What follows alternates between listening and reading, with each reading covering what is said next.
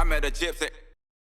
Dude, so do you remember at Super OzX Open like a few years ago, we were on the couch and you were trying to talk Dino into going like ham into YouTube, and this was pre Team Fried, and you like, I could tell you had this crazy vision for what a YouTube channel could be like and what content could be like, and you're fully directing Dean and like building out his YouTube channel. And then I think I said something like, dude, why don't you do that shit? And you're like, I don't have the personality. Like, I don't think I'll be able to pull it off. Fast forward to 2022, Team Fried is probably the most culturally relevant thing in the sport. And not only that, you've actually inspired a ton of other people to do what you're doing. And I mean, dude, you've inspired people all over the world, like even with Rones and Alex, like they do, the guys that work for us, they do bakery films, and it's like, you know, it's really Team Fried inspired in a way, you know.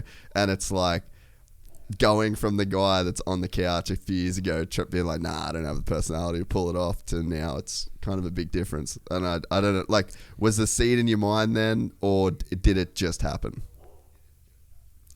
Yeah, you know, whenever we started like Team Fried or whatever, it was kind of just like, it was actually vlog style at first, you know, and that's kind of what we did, but we were just more just having fun making videos and stuff like that, and it's turned into something bigger. And if I'm being honest, I feel like I have a, you know, somewhat of a brain for, you know, that side, and because I feel like being creative and stuff like that is something that, you know, me and my friends, we all have, between me, Tom, and Matt, and Nat, we got my friend Hunter, he's involved in our thing right now.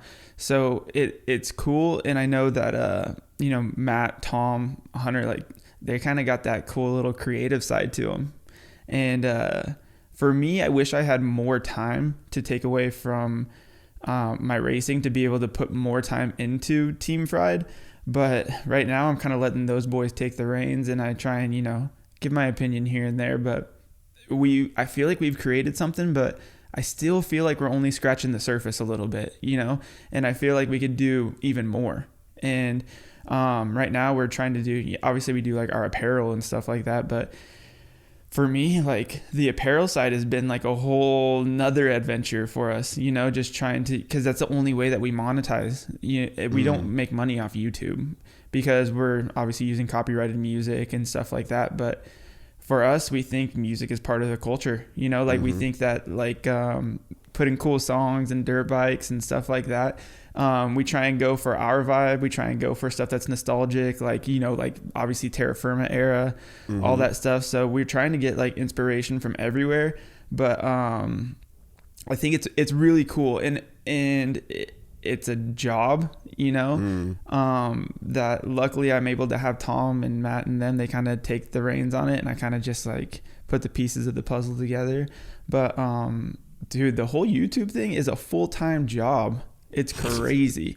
And but at the end of the day, it's cool nowadays. Like, I'm not a big fan of social media all the time because obviously there's a lot of BS on there and stuff that is I don't think the best for you.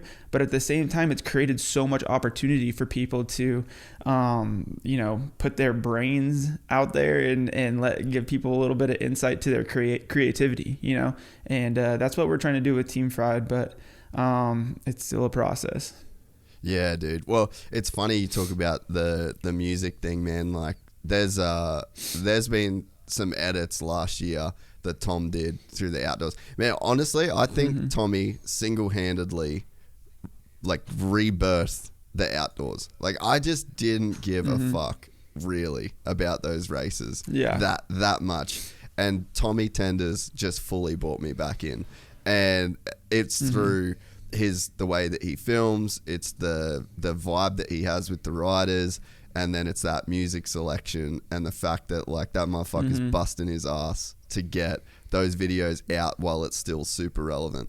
And man, I think that when Davey hired him to do the social stuff for the outdoors, like that fully brought the outdoors back for me. Yeah, to to be honest, for like outdoors and stuff like that, I think outdoors, like I love Supercross and I'm really good at Supercross, but it's so much different and the outdoors is so raw, you know? Yeah. And I think that the vibe that obviously Tom brings, Tom's kind of funny because he's like a hard guy. If he's really interested in something, he puts out the coolest stuff and he's on it. And Yeah. Tom loves outdoors. He loves outdoors. So, for him, it's hard because you can't really tell him like you need to put out a video here and here. It's like you kind of got to let him do his thing. Yeah. Because Tom's like creative juices aren't really flowing unless he's like flowing, you know. Yeah. So he's kind of like, as weird as it sounds, Tom's kind of like a little athlete, you know. He's got to be in the right mental state to be putting this stuff out. Yeah, and he's like, man, we just got to hope that his Discover Weekly Spotify playlist is popping off for our videos. Dude, speaking of athlete, he's a full golf athlete now too. Dude, he loves it. He loves it. I'm like, some days he comes dressed with like, you know, some cool clothes, like a cool hoodie and all that. And the next day he's dressed in like a soccer dad about to hit the links. So it's like, he's kind of got two personalities right now. He's like golf guy and then film guy. So it's kind of funny. I'm all about it. Dude, his podcast too, while we're on the Tommy T discussion, fuck, that shit slapped. That was like one of the best episodes of last year, right? And he fully like, this is the thing I love about him, plays himself down, filled with self-doubt. This podcast won't be cool. I won't be able to talk for that long. Fucking banger. Dude, Tom is that way though. He runs off confidence. If his confidence is high, it's good. But he kind of doubts himself. But I'm like, dude, you're awesome at what you do. I don't even think he knows how good he is. Because sometimes I see him and he'll be like, dude, he'll make those edits. Like say like we did the Lost Files movie. Yep. And it was like during COVID, and I was like, Tom, since we're not doing anything, you should make like a movie or something. He's like, nah, I don't know about that. And then I'm telling you, he spent 3 days in his room and busted that thing out in like 3 days. And it was really sick, you know, but he can just do stuff if he really wants to. So it's he does some sweet shit.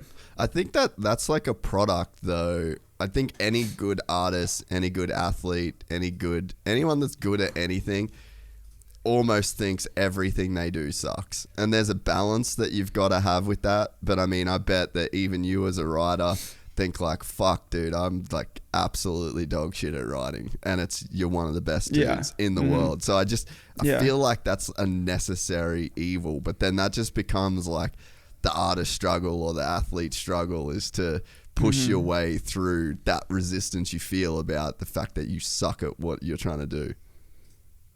Yeah, I will say like before, I would say outdoor started last year.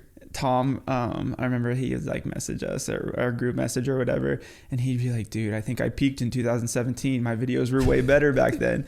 And then like it came to like Washougal this last year, and he just texted us. He's like, I'm back. And I was like, it just cracked me up. He cracks me up because he's like, I'm back on top. And then, he's funny that way. But it is kind of how it goes. Like sometimes you really do doubt yourself, just even for me as a racer or just in life in general, you do. But that's the cool thing. You just got to ride the wave. Yeah, no, I totally agree. You said before about the culture. And music's a part of the culture. It was funny. So when we were doing the Danny Rick podcast, because we're pretty much the same age. We're like 33. Yeah. And he was like, he mentioned the first Team Fried videos that he saw, or like even just your social shit that he saw, and it had like the trap music on it. And dude, like OG Tom was just like the trap god. Like you would have straight thought that him and Gucci were hanging every single night in the studio. And then Danny Rick was like, dude, I just don't know, man. I don't know about the trap shit in moto. Like this isn't moto. It's supposed to be punk. It's supposed to be rock. And then he said like, I've just come around now, and like now I see that as a part of the culture, and I'm there with it too, you know. And it must be cool on your end to influence culture in that way and to sort of like shift. It's not like you can never run like a emo song or a pop punk song or like a, you know, anything old school, but it's like that, it's a new wave kind of gets accepted. Yeah, and if I'm being honest, Tom loves rap music.